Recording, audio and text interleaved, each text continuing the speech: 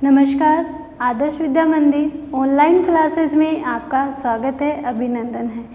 आज हम कक्षा 10वीं विषय विज्ञान में चौथा पाठ प्रकरण होगा प्रतिरक्षा एवं रक्त समूह, यानी प्रतिरक्षा क्या होती है और रक्त समूह क्या होता है। तो सबसे पहले हम अध्ययन करेंगे प्रतिरक्षा का, इम्यूनिटी, जिसको इंग्लिश में क्या कहते हैं, इम्यूनिटी।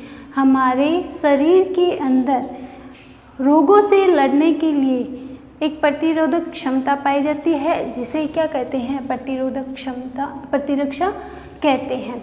देखिए, रोगाणु के उन्मूलन यानी रोगाणु को रोकने के लिए शरीर में होने वाली क्रियाओं, रोगाणु को रोकने के लिए शरीर में जो क्रियाएं होती हैं तथा संबंधित तंत्र के अध्ययन को ही प्रतिरक्षा विज्ञान कहते हैं। तो प्रतिरक्षा का अर्थ हो गया कि हम किसी रोग से लड़ सके। प्रतिरोधक, रोग प्रतिरोधक क्षमता प्रतिरक्षा होती है। हमारे शरीर के अंदर दो प्रकार की प्रतिरक्षाएं विधियां काम में आती हैं। पहली होती है स्वाभाविक प्रतिरक्षा और दूसरी होती है उपार्जित प्रतिरक्षा। जो स्वाभाविक प्रतिरक्षा होती है वे हमें जन्मजात ही, जब हमारा जन्म होता है तब से लेकर ही हमें हमारे शरीर के अंदर पाई जाती है। यह सभी प्रतिजनों के विरुद्ध समान कार्य करती है। यह जो स्वाभाविक प्रतिरक्षा है ये क्या करती है, जितने भी प्रतिजन होते हैं यानी बाहर से कोई, जैसे वायरस है, प्रोटोजोआ है, विषाणु है, प्रोटीन है, ये सब क्या आते हैं, प्रतिजन होते हैं। तो ये बाहर से अगर शरीर पे कोई प्रतिजन अटैक करता है तो ये जो स्वाभाविक प्रतिरक्षा है ये हमारे शरीर के अंदर से ही उस प्रतिजन का विरोध करती है। समझने के लिए सोच लेते हैं कि हमारे शरीर में किसी प्रकार का वायरस एंटर हो गया, जैसे कि जुखाम है, जुखाम हो गई हमारे वायरस शरीर में, ठीक है। तो जो स्वाभाविक प्रतिरक्षा है यानी जो हमें जन्म से प्राप्त हुई है, वह प्रतिरक्षा यानी रोगों से लड़ने की जो क्षमता है वह तब तक लड़ेगी जब तक उससे पॉसिबल है, यानी जुखाम को ठीक करने की कोशिश तब तक करेगी, उस रोग से लड़ने की कोशिश करेगी। तो यह क्या हो गया कि प्रतिजनों के विरुद्ध समान कार्य करती है। जो बाहर से प्रतिजन आएंगे उनके विरुद्ध यह लड़ती है, और क्योंकि ये अपन को जन्मजात प्राप्त होती है, ठीक है। फिर है कि ये कितने प्रकार की होती है, यह 4 प्रकार की होती है। भौतिक अवरोधक यानी बाह्य अटैक्स रोकने के लिए, रासायनिक शरीर के अंदर भी पाई जाती, शरीर अवरोधक, कोशिका अवरोधक और ज्वर और सूजन। तो भौतिक अवरोधक में हम बात कर सकते हैं जैसे कि नासिका है, त्वचा है, रंध्र हैं, इनके द्वारा भी क्या ये भौतिक अवरोधक है। जैसे नासिका में, त्वचा पे, हमारे शरीर में, संपूर्ण शरीर में हर जगह क्या पाए जाते हैं, रोम पाए जाते हैं। और ये रोम क्या करते हैं, हमारे शरीर के अंदर जो अपशिष्ट पदार्थ होते हैं उनको बाहर निकालने का कार्य करते हैं। और जो हमारे शरीर बाहर से, वातावरण से कुछ विशिष्ट पदार्थ होते हैं जो हमारे शरीर के इन रोमों के द्वारा शरीर के अंदर प्रवेश ना करें, इसलिए ये भौतिक अवरोधक सहायक होता है। रासायनिक अवरोधक में बहुत प्रकार के अम्ल पाए जाते हैं, जैसे कि आमाशय के अंदर, योनि के अंदर, इनमें क्या है, अम्लीयता अधिक हो जाती है। तो उनकी अम्लीयता को कंट्रोल करने के लिए रासायनिक अवरोधक काम में आती है। फिर है जो कोशिका अवरोधक। तो जो कोशिका अवरोधक होती है वह जैसे बीलशिकाएँ कोशिका होती हैं, न्यूट्रोफिल सेल्स होती हैं, इन सब को रोकने के लिए काम में आती है। अवरोधक का अर्थ ही क्या हो गया है, रोकना। क्या हो गया है, रोकना। फिर है ज्वर या सूजन। मान लें कि किसी समय हम गिर जाते हैं और हमें सूजन आ जाती है, कहीं लग जाती है और हमें सूजन आ जाती है, तो हम देखते हैं कि कुछ समय के बाद में हमारी जो ये प्रतिरक्षा है, स्वाभाविक प्रतिरक्षा, ये क्या करती है, उसको कंट्रोल में करती है और धीरे धीरे वो सूजन क्या हो जाता है, खत्म हो जाता है।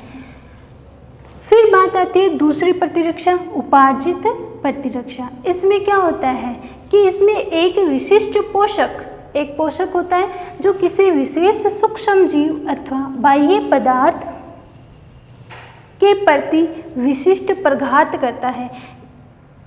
कोई पोषक होगा, यानी कोई जीव मान सकते हैं, कोई सूक्ष्म जीव, कोई पोषक है जो क्या करेगा, किसी सूक्ष्म जीव या कोई भारी पदार्थ होगा उस पर आक्रमण करेगा, जिससे क्या हो जाएगा, नई प्रतिरक्षों का निर्माण हो जाता है।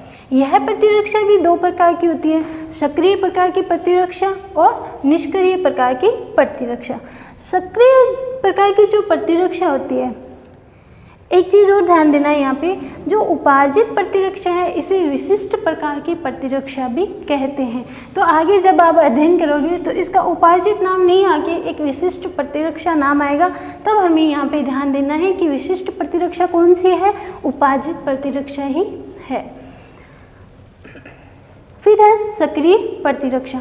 जो सक्रिय प्रतिरक्षा है ये क्या होती है कि हमारे शरीर के अंदर से ही इसको प्राप्त किया जा सकता है। और निष्क्रिय प्रतिरक्षा क्या होगी, बाहरी पदार्थों से इसको प्राप्त करना होता है, जैसे कि डिप्थीरिया है, टिटनेस का टीका है, विभिन्न प्रकार के जो टीके होते हैं वो किस प्रकार की में आते हैं, निष्क्रिय प्रतिरक्षा में आते हैं। यानी हमें वो डोज दी जाती है, वह प्रतिरक्षा यानी रोगों से लड़ने के लिए वह प्रतिरक्षा हमारी बॉडी को दी जाती है टीके के द्वारा, और जब तक वह प्रतिरक्षा लड़ेगी तब तक हमें वो रोग नहीं होता है। तो ये किस काम में आती है, निष्क्रिय प्रतिरक्षा। टिटनेस यानी भारी पदार्थों से इसका निर्माण किया जाता है। तो आगे हम कर रहे थे, हमने पढ़ लिया था कि प्रतिरक्षा कितने प्रकार की होती है, दो प्रकार की बताई थी, स्वाभाविक और उपार्जित। फिर आता है प्रतिजन, यानी प्रतिरक्षा तंत्र जो होता है उसके अंदर दो चीज़ें काम में आती हैं, प्रतिजन और प्रतिरक्षा, यानी एंटीजन और एंटीबॉडी। यह जो प्रतिजन होता है ये क्या होता है, मान लो कि कोई मनुष्य है,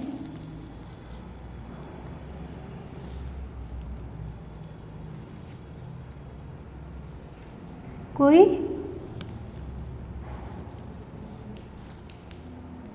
मनुष्य है। अब ये जो प्रतिजन है यानी बाहरी रोगाणु क्या हो सकते हैं,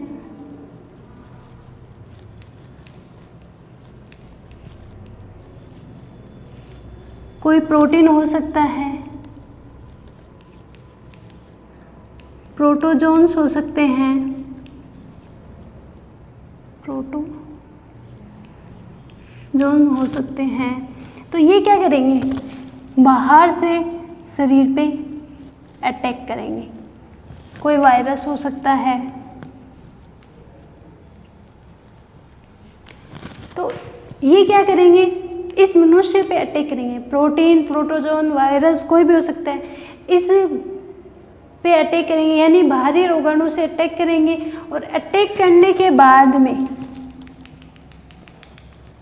हमारी बॉडी के अंदर जो स्वाभाविक प्रतिरक्षा पाई जाती है उससे सामना करेंगे। ठीक है, तो प्रतिजन क्या हो गए कि बाहरी रोगाणु अथवा पदार्थ हैं जो शरीर में प्रविष्ट होने के बाद ये शरीर में प्रवेश करेंगे। यहाँ पे बी लसिका कोशिका को किस में रूपांतरित कर रहे हैं, प्लाज्मा सेल्स में रूपांतरित कर देते हैं। यानी कह सकते हैं कि जो बी सेल्स होते हैं, बी लसिका कोशिकाएं होती हैं, जो ये बाहर से रोगाणु आते हैं, ये क्या कर देते हैं, इसको प्लाज्मा सेल्स में रूपांतरित कर देते हैं। प्रतिजन के अंदर इसका आणविक भाग 6000 डाल्टन या इससे अधिक भी हो सकता है और इससे कम भी हो सकता है। तो मान लेते हैं कि इसका 6000 डाल्टन से अधिक होता है। अगला पॉइंट है कि इसमें विभिन्न रासायनिक संगठन होते हैं, यानी इस प्रतिजन के अंदर, यानी बाहर से जो रोगाणु अटैक कर रहे हैं, बाहर से जो रोगाणु हैं मनुष्य के शरीर पे अटैक कर रहे हैं, उनमें रासायनिक संगठन है वह प्रोटीन हो सकता है, लिपिड हो सकता है, न्यूक्लिक अम्ल, पॉलीसेकेराइड हो सकता है। यानी न्यूक्लिक अम्ल में क्या आ गए, डीएनए और आरएनए, और पॉलीसेकेराइड एक प्रकार का कार्बोहाइड्रेट प्रोटीन का पार्ट होता है। फिर है एंटीजन निर्धारक। प्रतिजन संपूर्ण अणु के रूप में प्रतिरक्षी से प्रतिक्रिया नहीं कर सकता।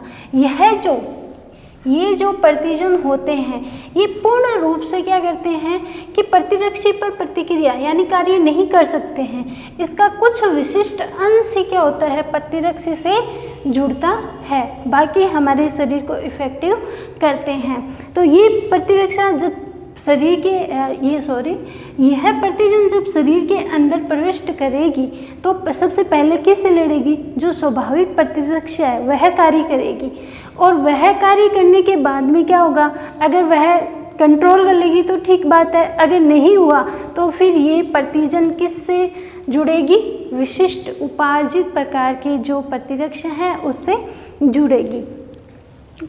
और उपार्जित में क्या आते थे, बाहरी, दो प्रकार की थी, सक्रिय और निष्क्रिय। यानी निष्क्रिय प्रकार से भी इस प्रतिजन को रोका जा सकता है, जैसे टीके लगाकर। फिर एंटीजन निर्धारक में एक प्रोटीन में, यानी प्रतिजन जो एंटीजन निर्धारक है इसमें प्रोटीन तो है, प्रतिजन में भी क्या है, प्रोटीन पाया जाता है।